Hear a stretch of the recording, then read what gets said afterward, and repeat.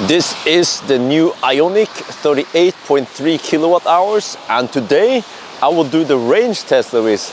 Yes, so we are here in my second home, which is Dal. So I'm charging up to 100% now, and we will drive. Well, actually, you can see now today, it's the road is a little bit dry. So, a little bit wet. You see? So that's not optimal. It means that the rolling resistance is higher. Usually, based on my experience, it might be as high as 10-15 watt-hour per kilometer. I will be driving kind of slow though. At higher speed, it will be even greater. But so just keep in mind that once we do the test now, that and also the temperature is slightly lower. But on the other hand, the air conditioning here is pretty efficient. So heat pump rather. So whatever result we get here, we can always guess what the result would be in summer. So it has 311 kilometers of VLTP range, and hopefully I can go further than the e-tron, right? E-tron has, well, I managed to get 270 kilometers. So yes, the new Ioniq, if you haven't seen it before, it looks similar to the old one, except that the front is slightly different. The old one had only air-cooled battery. This one has more sophisticated liquid-cooled battery. And this one here, it can open. It can open and close to improve the cooling if needed. But as long as it's not needed, then it's closed, And for efficiency, you look here. Audi, watch and learn. Yeah, you see, this one here is just smooth. They make it look like there is some texture to it, but if Audi could do the same with the 4 rings, that would be great. Yeah.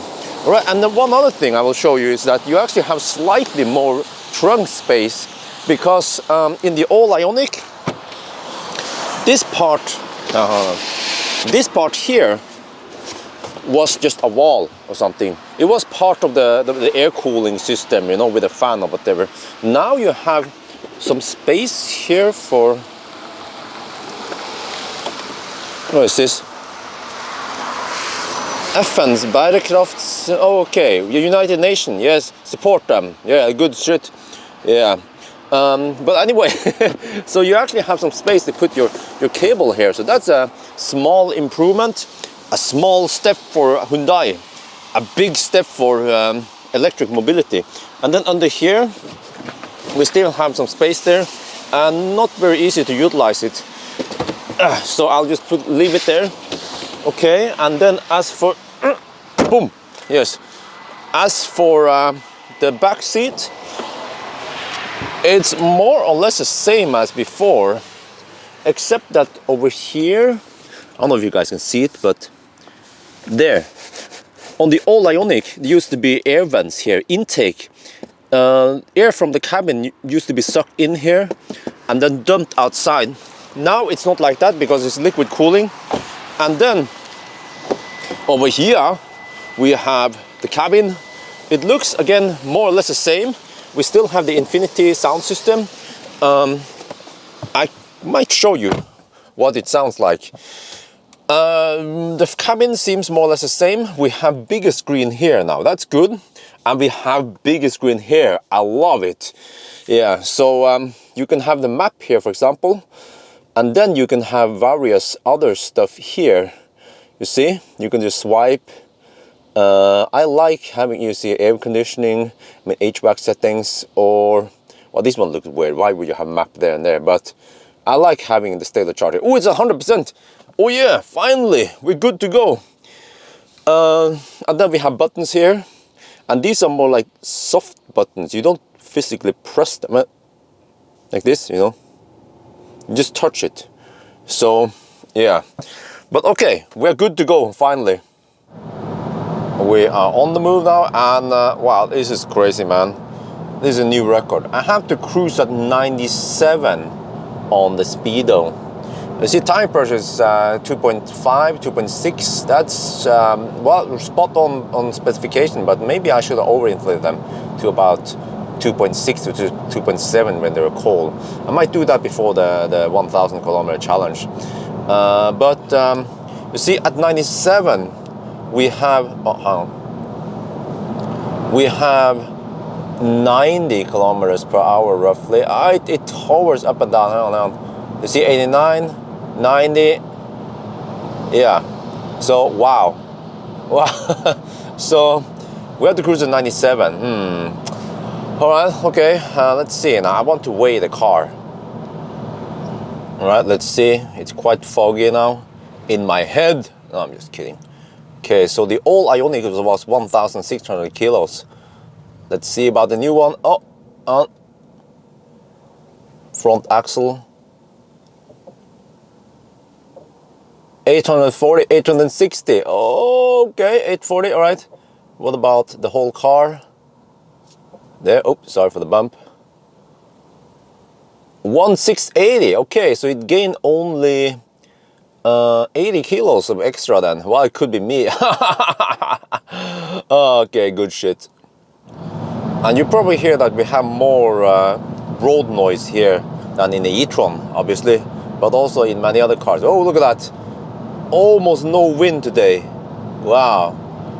Yeah, okay, that's good. Wow, look at that. Mjøsen is so calm today. Okay, that's good at least. Wow, nice day today. Yeah, finally. There's been so much rain this winter. You know, we're still in the mid of January here. Global warming for the win, right?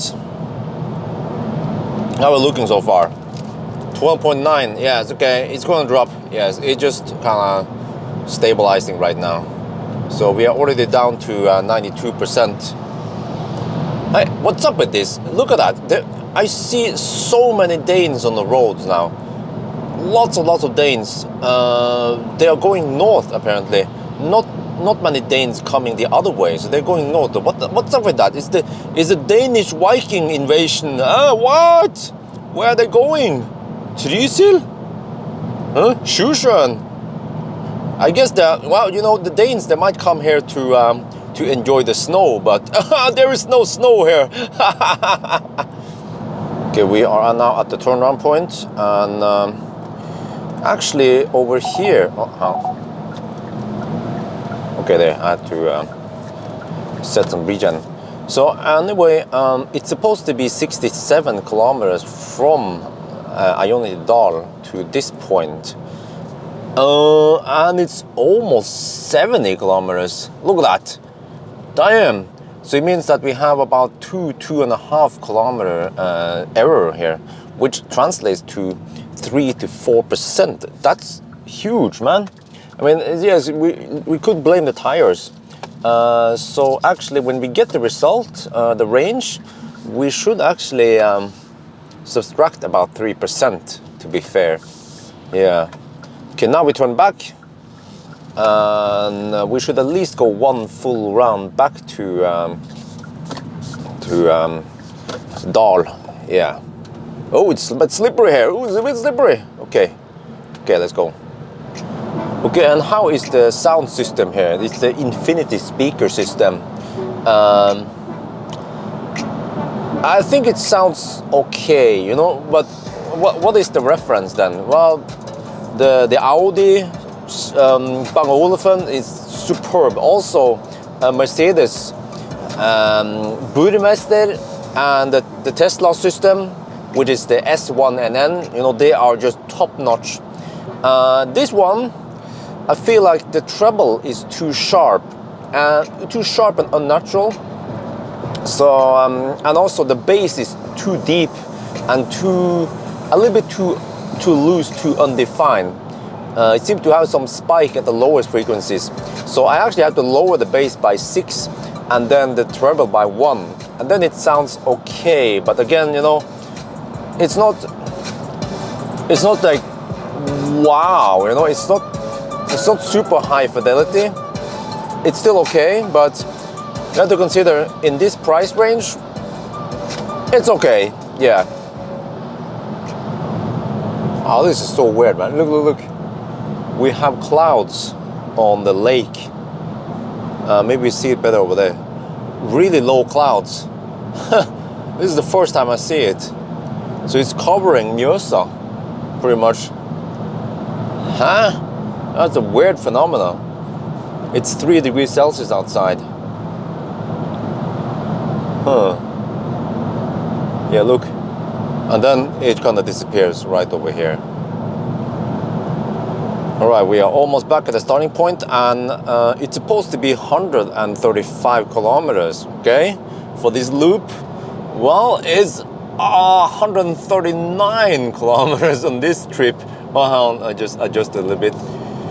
So, wow, it means that, there you go, yes, 139. So we have a 4 kilometer error.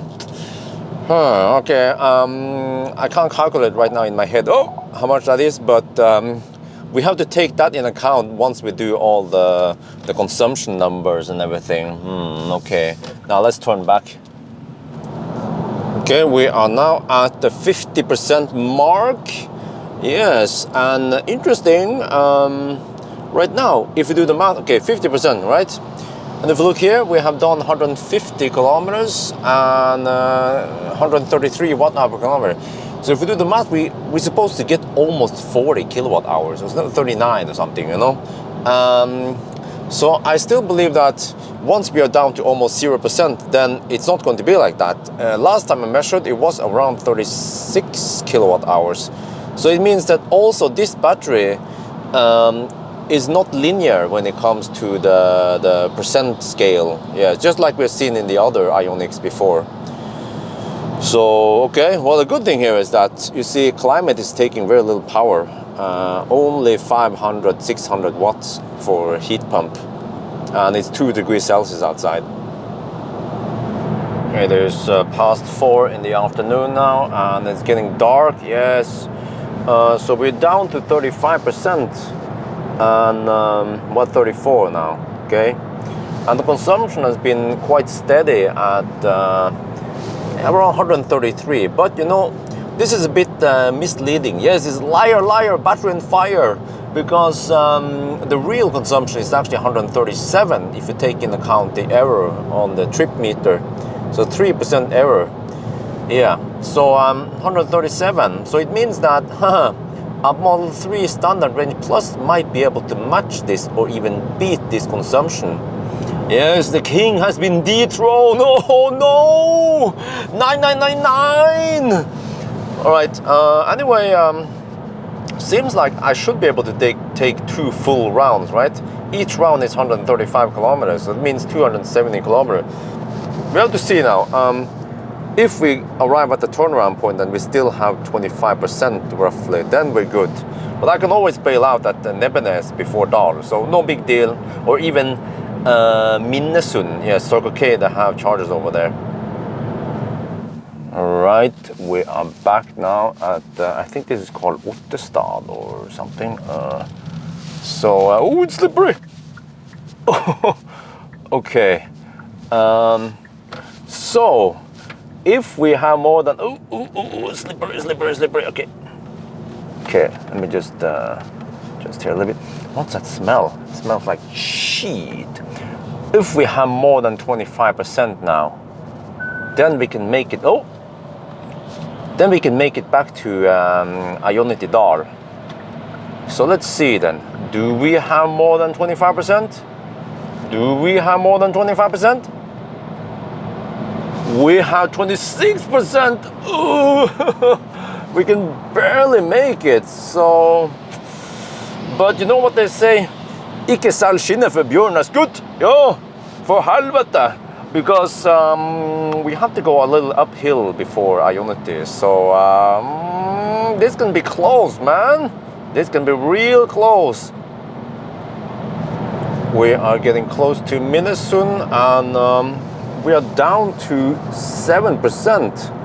So that's a bit risky. Well, I mean, okay, we have 21 kilometers to Dal, and then GOM says 28 kilometers, but I don't trust it because we have so much uphill towards Dal. So I think I will bail out and stop at Nebbenes. Yes, there's no point risking it anyway. So you see here, according to this one, oh, what the heck? Steer for me. Yes. Let me just there a bit. See, we have now done 257, well, but then minus 3%, of course. So, yeah, I will count in the end. Seems like it could be 270 kilometers towards the end. So here comes the bridge. We see nothing. Here's the bridge towards Minnesund. Okay, we just passed the first uphill, and we got another battery warning. It disappeared now, but look now. Now the car stopped displaying range.